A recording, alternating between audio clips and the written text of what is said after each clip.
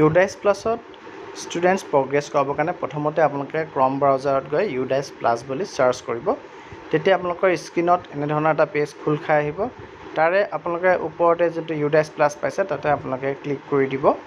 UDICE প্লাছত click কৰাৰ পাছত আপোনালোকৰ ওচৰত এনেকুৱা এটা স্ক্ৰীন খোল খাই আহিব। তাৰে সোঁ কোণত থকা তিনিডাল যি আঁচ আপোনালোকে দেখা পাই আছে, সেই তিনিডাল আঁচত আপোনালোকে ক্লিক কৰিব। আপোনালোকে তিনিডাল আঁচত ক্লিক কৰাৰ পাছত আপোনালোকৰ সন্মুখত এনেকুৱা এটা স্ক্ৰীন খোল খাই আহিব। সেই স্ক্ৰীনটি আপোনালোকে যাব আৰু তাতে আপোনালোকে যদি চাই তেতিয়া দেখা পাব যে তলত আছে লগিং ফৰ অল মডিউলছ, তাত আপোনালোকে ক্লিক কৰিব। আৰু লগিং ফৰ অল মডিউলছত ক্লিক কৰাৰ লগে লগে আপোনালোকৰ মডিউল খোল খাব। খোল খোৱাতে তাত আপোনালোকে দেখা পাই আছে তাৰে 4 নম্বৰত আছে ষ্টুডেণ্ট মডিউল চিলেক্ট ষ্টেট। আপোনালোকে সেই চিলেক্ট ষ্টেটত আপোনালোকে ক্লিক কৰিব, ড্ৰপ ডাউনলৈ যাব লাগিব। আৰু তাতে ক্লিক কৰাৰ পাছত আপোনালোকে আছাম চিলেক্ট কৰাৰ অপশ্যনটো পাব। আৰু মই তাতে ক্লিক কৰি পেলাই আছাম চিলেক্ট কৰি পেলাই গ' বটনটো ক্লিক কৰি ল'লোঁ।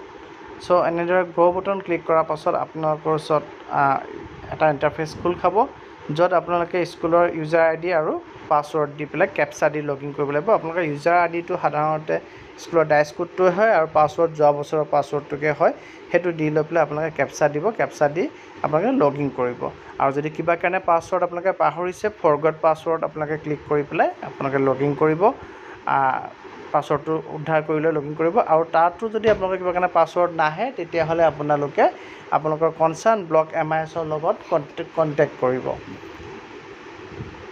এতিয়া মই মোৰ এখন স্কুলৰ ইউজাৰ আই ডি আৰু পাছৱৰ্ড দি পেলাই কেপচা দি লগিন কৰি আছোঁ। কৰি লৈ পেলাই আপোনালোকক মই দেখুৱাব চেষ্টা কৰিম কিদৰে বাকী কামখিনি আপোনালোকে কৰিব বা ষ্টুডেণ্টৰ প্ৰগ্ৰেছন আপোনালোকে কৰিব।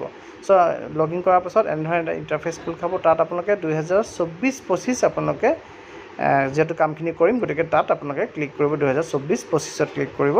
2024-25 ক্লিক কৰাৰ এনেধৰণৰ এটা পপ আপ ওলাই, তাত ক্ল'জ বুটনটো ক্লিক কৰি দিব।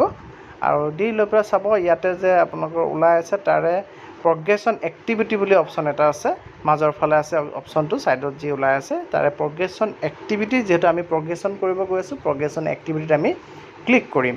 চ' আপোনালোকে প্ৰগ্ৰেছন এক্টিভিটিত ক্লিক কৰিব।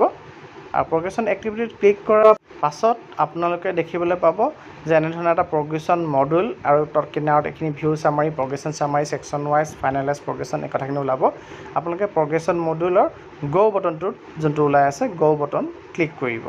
গ' বটন ক্লিক কৰাৰ পাছত আপোনালোকে ক্লাছ আৰু ছেকশ্যন চিলেক্ট কৰা অপশ্যন পাব। আৰু আপোনালোকৰ সৰ্বোচ্চ ক্লাছটোৰ পৰা কৰি যাব, তেতিয়া আপোনালোকৰ খেলি মেলি নহয়। যিটো মই LP স্কুলৰ খোলাইছোঁ, গতিকে মই ক্লাছ 5 চিলেক্ট কৰিম। ক্লাছ 5ত চিলেক্ট কৰি লৈ পেলাই তাৰ ছেকশ্যনটো চিলেক্ট কৰিব লাগিব। ছেকশ্যন চিলেক্ট কৰি লৈ পেলাই আমি গ' বটন ক্লিক কৰিম।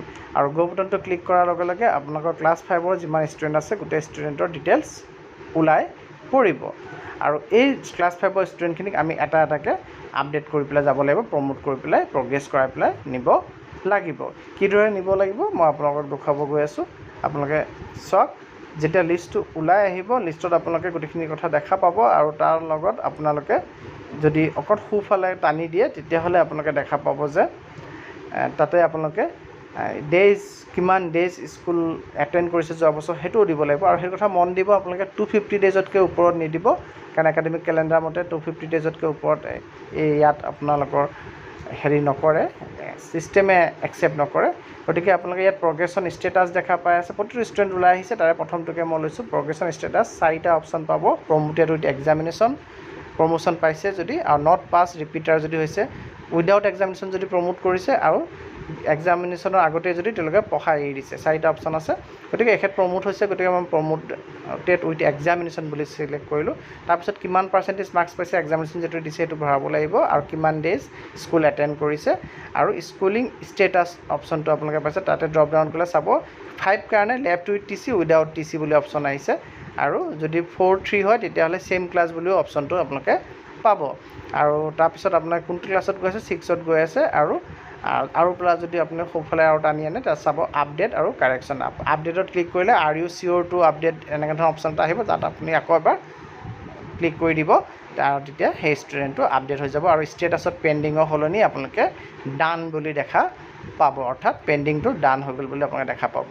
আৰু এইদৰে আপোনালোকে প্ৰতিটো ষ্টুডেণ্ট প্ৰতিটো ক্লাছৰ কৰিব লাগিব। আপোনালোকে 5ত কৰাৰ পিছত নেক্সট যদি আপোনালোকে অন্য এটা ক্লাছলৈ যায়, গোটেই 5টো কমপ্লিট কৰি ল'ব। 5 যেতিয়া ব্লেংক হ'ব তেতিয়া আপোনালোকে 4ক 5লৈ আনিব, আকৌ 4 ব্লেংক হ'ব 3ক 4লৈ আনিব। সেইদৰে আপোনালোকে কামখিনি কৰিব লাগিব।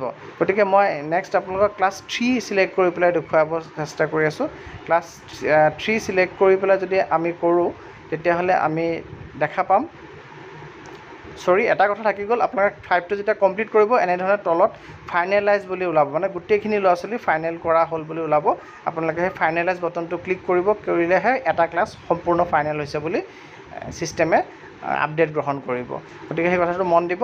আৰু এতিয়া মই 3 উলিয়াইছোঁ, 3ত আপোনাৰ ষ্টুডেণ্টখিনি ওলাই আহিছে, চাইছে। আপোনালোকে একেধৰণৰ প্ৰগ্ৰেশ্যন ষ্টেটাছত প্ৰমোটেড উইথ এক্সামিনেশ্যন বুলি আপোনালোকে চিলেক্ট কৰিলে, বা বাকী 3টাৰ ভিতৰত যে কিবা হয় সেইটো চিলেক্ট কৰিব, মাৰ্কছ দিব, কিমান ডেজ এটেণ্ড কৰিছে দিব। স্কুলিং ষ্টেটাছত আপোনালোকে ইয়াত চাওক ষ্টাডিং ইন ছেম স্কুল অপশ্যনটোও আপোনালোকে লগতে পাইছে। গতিকে ষ্টাডিং ইন ছেম স্কুল আপোনালোকে চিলেক্ট কৰিব যদি একেখন স্কুলতে পঢ়ি আছে, আৰু যদি TC লৈ গুচি গৈছে তেতিয়াহ'লে আপোনালোকে TC চিলেক্ট কৰিব।